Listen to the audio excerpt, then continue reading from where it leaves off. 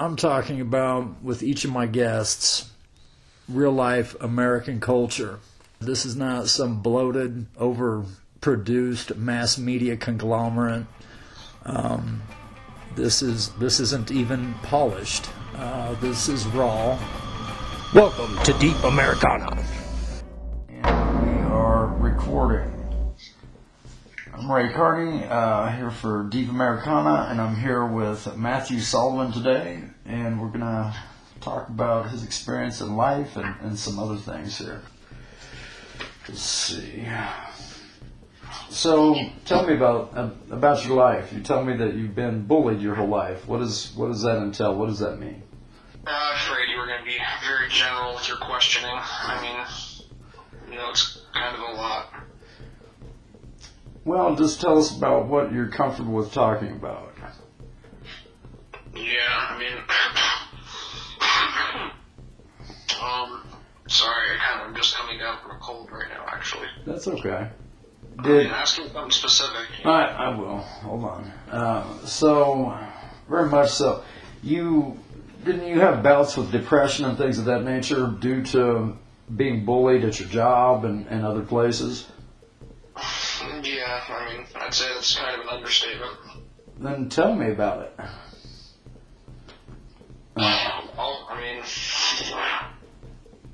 It's really easy for me to feel depressed. I'm not really the most explain, man. That's okay.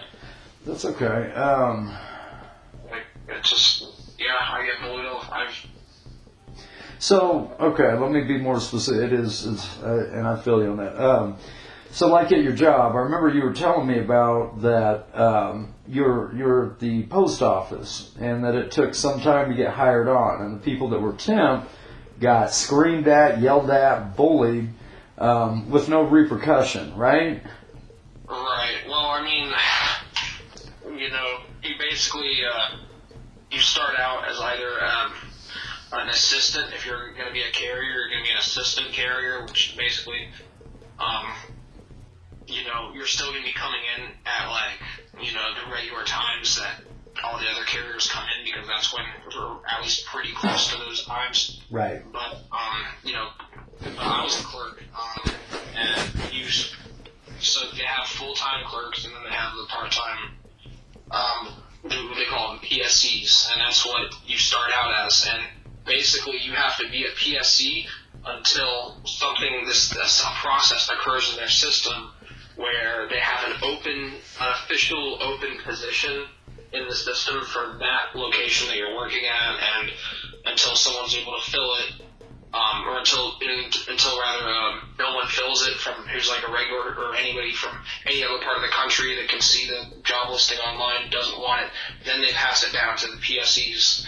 And that process can take anywhere from, it took one lady, apparently 3 months. She was barely there only 3 months, and she got converted. And then, I was there for over a year. I was there for about a year. I was talking to some girl when I was doing training to become, for the window, to actually work on the teller. There was some girl in the Tampa airport office that had been there for 3 years and hadn't made her regular.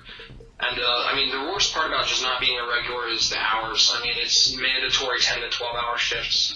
And, and they're super anal about making sure you're clocking in on, there's no wiggle room on that. If you're the kind of person who you have the life where you can sink that much time into a job and you can make that, the overtime that they pay is really good. But, the problem that I was dealing with was my boss. My boss was I felt that she was just a really incompetent woman who didn't deserve her job, and she was very disrespectful to everybody around her. She would, she was very self-conscious about, she was insecure. She thought everybody was disrespecting her behind her back, and right.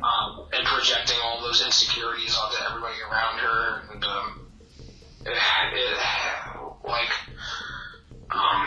she would go on witch hunts to try and not even trying to determine something, not even just trying to find fault, trying to get people in trouble. She would go on witch hunts and shit. Right.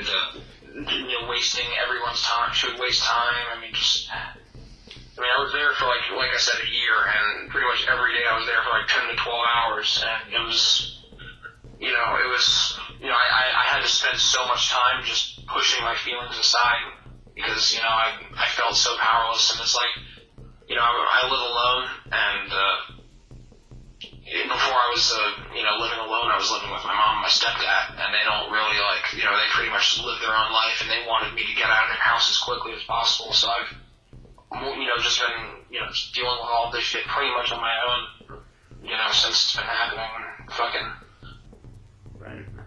Yeah, I mean, the post office made a lot of money, but I wasn't really. It made me extremely unhappy. Right. Didn't it, in some cases, couldn't it take like 5 years to get hired on in there? That temp process sounds pretty horrible. If you're a carrier, yeah, the carriers, it could be like 5 years where you're in the temporary stage. Right. Yeah, and they don't work the regulars they don't, if you're a regular, you don't do the 10 to 12 hour days. It's only for the temporaries because it costs too much to pay the full-time people that much. Right. And they stick that shit on the people who've barely been there any time, who know the least about working it, and they're going to be working the least efficient. Right. It's a really fucked up system, the way the USPS has it, and it's good if you've been there. If you're a guy who's like, I've been working here for 25 years, it's a great job. Well, yeah, I'm sure it's great for you, but anybody trying to get in there right now, it's painful. Well, and that's just it with that too, is that's not the only company that has that model. There's temp agencies that hire people that take $3 to $5 cut off the top from their first 90-day paychecks and stuff like that until people get, hired on, which just makes it a headache, I would think. I imagine you're not the only one that's had that experience, which is a terrible one. Yeah. Yeah, I mean, like I said, if you're the kind of person, I don't want to say that, like, the post office USPS is horrible to its employees. I mean, if you can handle those hours at the office, and it's not every office. You might get hired as a PSC at an office where they only need you 8 hours a day for 5 days a week. Right. For me, it was more like 6 days a week, 10 to 12 hours a day. That's not fucking fun. Right. And at least they would never work you more than 6 days in a week. They would always give you at least 1 day off. Right. I've heard of people who work, fucking 2 weeks in a row. I could, that shit's, I guess if you're doing something you love and it's not that physically laboring, sure, but I definitely did not love moving heavy ass fucking shit around all day. Right. Let's, I don't know. Do you want to talk about your home life?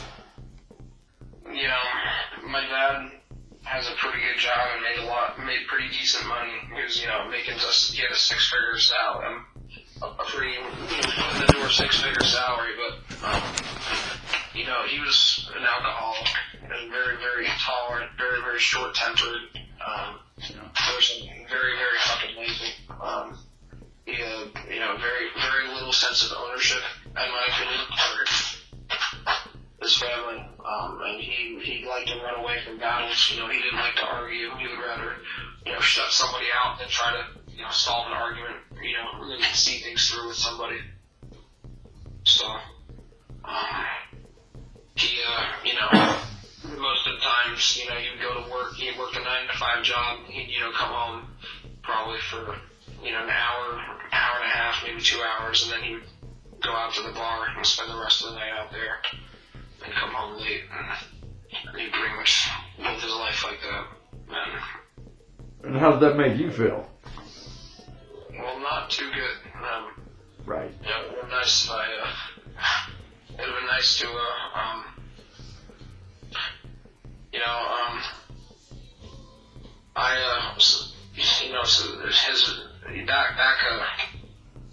back when I was like 6 years old, it was like right after kindergarten, my dad's job got transferred to England, and, that was pretty crazy. He worked for a shipping company, and they have offices all over the world, and I guess they, did an international employee transfer or something because, both the employees speak the same language. It's not like he's trying to transfer to Tokyo or something. And they, I guess it was some weird corporate thing where they had one of their employees from the company. It was like there was 2 different companies that needed like a representative from each other's offices in each. They needed an American over here and a British guy over there or whatever.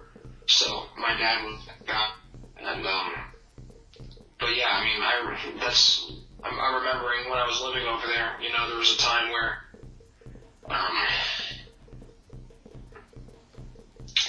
where we were, jeez, I'm trying to remember what I was going to say. That's all right. Yeah, I mean, yeah, living over in England is kind of interesting. But it really served to kind of derail my socializing abilities because I kind of lost contact with everybody who I knew in kindergarten. Right. You didn't have a foundation of friends. You were just moving, right? Yeah, and then I moved back to America, 2 years later. So all the people that I, began to come to know over in England, I lost. Right. And it was really, it was really hard trying to integrate myself socially. Yeah, man, that completely, and I've had the similar experiences there, that it completely breaks down your socialization. You don't have those crucial elements, and it messes with your head, right? Yeah, and I mean, it didn't make it, I somehow became the victim of some sort of rumor spreading when I was in elementary school, when I was in 3rd grade or 4th grade, and it sort of sealed my fate as a social outcast. For whatever reason, so it was decided that I would be the target of a bunch of different, all these anything that was a person had weird or something going on. I was the person who, I was the kid who, just did all the weird stuff, who had the cooties, had the, whatever, who stuck his finger up his butt or did whatever, Right. Yeah, you became it sounds like the super bullying because you didn't know how to interact. Yeah, and it was, really, really lame. Nobody wanted to talk to me pretty much my entire 4th and 5th grade year, and 6th and middle school was rough. I mean, I was in I think I got in my first fight a month after I started middle school, and I was in 10 fights or something like that. Throughout the course, I was suspended, 6 times, and right. It wasn't fun, Yeah. Now, okay, so we're kind of just talking about bullying in there, right? And you feel like this happened quite a bit of your life. Do you think that happens to other people? Yeah, I think probably. To me, and this is one of the things that I think we're naturally getting here with what we're talking about, Matt, is that we've got a lot more suicides happening now, right? In our culture, especially seems like with younger people, and it's. Do you think that's because bullying is so prevalent? I don't know. It's kind of hard for me to say. Well, I'll say, you've just given us an account of that. I am another person that comes from a walk of life like that have been bullied due to especially not having a foundation in those, formative years of our lives, right? So then we don't know how to interact. Does that make sense? Yeah. And so people single that out because they're developing too, and it's this crazy thing, I think. I don't know. Do you think there's any way to remedy this bullying and things of that nature? You mean the national problem, the big problem? Is that what you mean? In a way, what I'm really getting at is a way to be able to. How do you think we fix that problem? How do you think we get people to quit picking on people and bullying people? I have no idea. All I can think about is my problems, really. Right. I can't be worried about everybody else's, Okay. I mean, I know there's a selfish, outlook, but it's like I'm so, like I've tried, that's a big question. How do you stop bullying? I really have no fucking clue, dude. Well, is it okay if I answer the question? Yeah, sure. So, not everyone's going to have a perfect home or a perfect life, right? We're all going to have problems. But it seems like, just like when me and you met, Matt, we were talking about some pretty serious stuff, right? Didn't that help to talk about that, right? Yeah. I think what it is to me, it becomes like these education issues to where people aren't educated to recognize, oh, wow, this guy that I go to school with is having a hard time probably due to his home life. So maybe we should actually be cool to him and not fuck with him. And to me, that's an educational issue. And we need to educate through that. But what do you think? What do you think about that idea?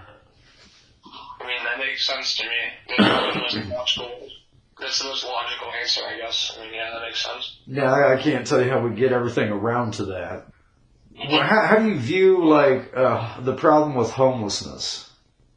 Like homeless people. How do you feel about that? Yeah, that's... my mom and my stepdad actually kicked me out of their house, about 2 years ago. Right, so you've been homeless. What's that? So you've been homeless. Yeah, I had to actually stay at the Salvation Army for a few days before a buddy was able to let me stay at his crib for the rest of the time that I had to be homeless. Right. But it's really abysmal the kind of governmental help, the kind of the official support that's available to people who are homeless, because there's so many homeless people. When I went to the Salvation Army, I told them, I gave them my papers and I showed them, what had actually caused my homelessness and whatnot. And all they were able to offer me was like a 3-day stay there or something, like a 3-day temporary pass or some shit like that. Right. And it was going to be in like a public, it was going to be in a big, open area with like a bunch of other people, so, in like a cafeteria or some shit. I'd be like sleeping on a mat or some shit. Right. And, it didn't seem very appealing, but luckily, I checked in, and then later that evening I was outside and I was walking down the street and I was pretty much crying. I had my head in my hands in my head. Some guy approached me and, I guess he knew that he knew that I was pretty upset. He said, "Hey, are you staying at the Sally?" And that was the first thing he actually said to me. I was like, "Yeah, I am.